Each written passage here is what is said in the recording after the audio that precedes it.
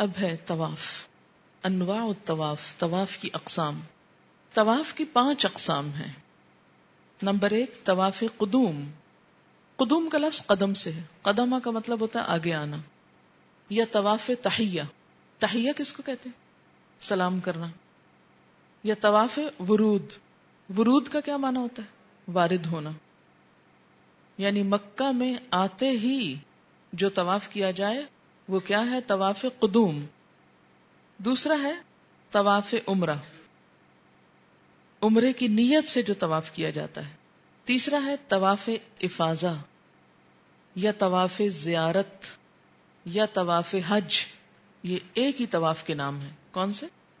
طواف افاضہ یا طواف زیارہ یا طواف حج، یہ اصل میں طواف حج کا نام ہے۔ حج کی نیت سے جو طواف کیا جاتا ہے، جسے قرآن پاک میں سورۃ الحج میں آپ نے پڑھا وَلْيَطَّوَّفُوا بِالْبَيْتِ الْعَتِيقِ، یہ وہ والا طواف ہے۔ نمبر 4 طواف وداع، وداع کس کو کہتے ہیں؟ الوداع جسے بولتے ہیں۔ اور نمبر 5 ہے نفلی طواف، جو آپ مکہ کے قیام کے دوران عام طور پر ہر نماز کے بعد کرتے رہتے ہیں۔ ٹھیک ہے؟ مکہ مکرمہ داخل ہونے کے بعد سب سے پہلے جو طواف کیا جاتا ہے اسے طواف قدوم یا طواف تحیہ یا طواف ورود کہتے ہیں۔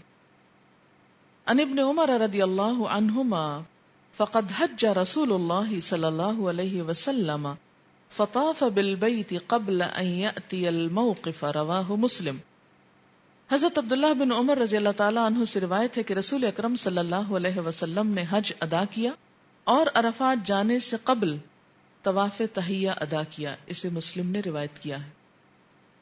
جن لوگوں نے حج کیا ہوا ہے ان کو معلوم ہوگا کہ 8ویں ذی الحج کو، جسے یوم الترویہ کہا جاتا ہے، منا جانے سے پہلے لوگ احرام باندھ کر کیا کرتے ہیں؟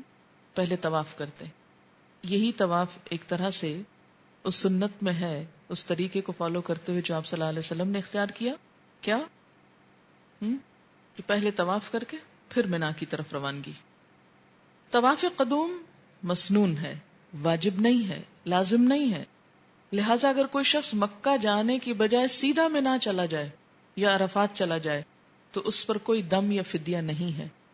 بعض لوگ عین موقع پہ پہنچتے ہیں حج کے لیے تو اس میں پہلے مکہ نہیں جا سکتے، ایئرپورٹ سے ڈائریکٹ منا یا عرفات چلے جاتے ہیں، وہ طواف قدوم نہیں کر سکتے۔ تو ایسی صورت میں کیا ہے؟ کوئی حرج نہیں، اس میں کوئی گناہ نہیں، کوئی دم نہیں۔ عمرہ ادا کرنے والا شخص مکہ معظمہ پہنچ کر سب سے پہلے جو طواف ادا کرتا ہے اسے طواف عمرہ کہا جاتا ہے۔ عن ابن عباس رضی اللہ عنہما ان رسول اللہ صلی اللہ علیہ وسلم واصحابہ اعتمروا من الجعرانة فرملوا بالبیت وجعلوا اردیتهم تحت آباطهم ثم قذفوها على عواتقهم اليسرى، رواہ ابو داود۔ حضرت عبداللہ بن عباس رضی اللہ تعالی عنہ سے روایت ہے کہ رسول اکرم صلی اللہ علیہ وسلم اور آپ کے صحابہ نے جعرانہ سے احرام باندھا اور احرام باندھ کر عمرہ کیا تو طواف عمرہ میں اپنی چادریں دائیں مونڈھوں کے نیچے سے نکال کر بائیں مونڈھوں پر ڈال لیں، اسے ابو داؤد نے روایت کیا ہے۔ یعنی کیا کیا؟ دائیں مونڈھے کے نیچے سے نکال کر بائیں کے اوپر ڈال دی، یہ کھلا رہ گیا اور یہ ڈھک گیا۔ طواف عمرہ عمرے کا رکن ہے، اس کے بغیر عمرہ ادا نہیں ہوتا۔ عمرہ ادا کرنے والے کا طواف یعنی معتمر عمرہ ہی اس کا طواف قدوم یا طواف تحیہ یا طواف ورود کہلائے گا۔ یہاں یہ واضح رہے کہ جو شخص حج کو جاتا ہے طواف قدوم وہ کرتا ہے، لیکن جو عمرے کے لیے آتا ہے اس کے لیے پہلا طواف کون سا ہوتا ہے؟ طواف عمرہ ہوتا ہے۔ وہ الگ سے پہلے طواف قدوم کر کے پھر طواف عمرہ نہیں کرتا، وہ دونوں ایک ہی چیز ہو جاتے ہیں اس کے لیے۔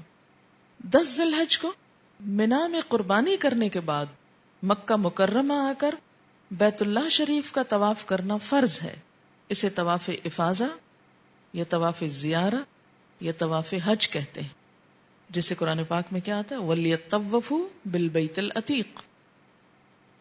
عن عائشہ رضی اللہ عنہا ان رسول اللہ صلی اللہ علیہ وسلم اراد من صفیۃ بعدما يريد الرجل من اهله فقالوا انها حائض یا رسول اللہ قال وانها لحابستنا فقالوا یا رسول اللہ انها قد زارت یوم النحر قال فلتنفر معكم رواہ مسلم۔ حضرت عائشہ رضی اللہ تعالیٰ عنہا سے روایت ہے کہ رسول اکرم صلی اللہ علیہ وسلم نے اپنی زوجہ حضرت صفیہ رضی اللہ تعالیٰ عنہا سے اس کام کا ارادہ کیا جو مرد اپنی بیوی سے کرتا ہے۔ انہوں نے عرض کیا یا رسول اللہ صلی اللہ علیہ وسلم صفیہ تو حیض سے ہیں۔ رسول اکرم صلی اللہ علیہ وسلم نے فرمایا پھر تو اس نے ہمیں مدینہ واپس جانے سے روک لیا، یعنی وہ پاک نہیں ہوگی تو ہم جا نہیں سکیں گے۔ ازواج مطہرات نے عرض کیا یا رسول اللہ صلی اللہ علیہ وسلم صفیہ قربانی کے دن طواف زیارہ تو کر چکی ہیں۔ تب آپ نے ارشاد فرمایا پھر وہ تمہارے ساتھ واپس روانہ ہو جائیں۔ اسے مسلم نے روایت کیا ہے، یعنی یوم النحر کو بھی یہ طواف زیارہ ہو سکتا ہے، طواف حج جو ہے۔ حج ادا کرنے کے بعد مکہ معظمہ سے رخصت ہونے سے قبل بیت اللہ کا طواف کرنا واجب ہے، اسے طواف وداع کہتے ہیں۔ لیکن اس کے بغیر حج ہو جاتا ہے، جیسے اوپر کی حدیث میں حضرت صفیہ وہ طواف وداع نہیں کر سکی تھی، صرف طواف زیارہ ہی کیا تھا، تو آپ نے فرمایا پھر وہ جا سکتی ہیں۔ لیکن اگر ان کا طواف زیارہ نہ ہوا ہوتا تو پھر سب کو رکنا پڑتا تاکہ ان کا حج بھی مکمل ہو جائے۔ طواف قدوم، طواف عمرہ، طواف افادہ اور طواف وداع کے علاوہ جو بھی طواف کیا جائے گا وہ نفلی طواف کہلائے گا۔ بیت اللہ شریف میں قیام کے دوران تمام نفلی عبادات میں سے نفلی طواف سب سے افضل عبادت ہے، یعنی مکہ میں رہتے ہوئے حرم میں بیٹھ کر قرآن پڑھنا، نماز پڑھنا، نفل پڑھنا، ان میں سب سے افضل عبادت کیا ہے؟ طواف کرنا، کیونکہ وہ کہیں اور نہیں ہو سکتا نا۔ نفل آپ گھر میں بھی پڑھ سکتے ہیں، ہوٹل میں بھی پڑھ سکتے ہیں، قرآن آپ کسی بھی جگہ پڑھ سکتے ہیں، لیکن طواف یہیں پر ہو سکتا ہے۔ اس لیے طواف کی کثرت کرنی چاہیے۔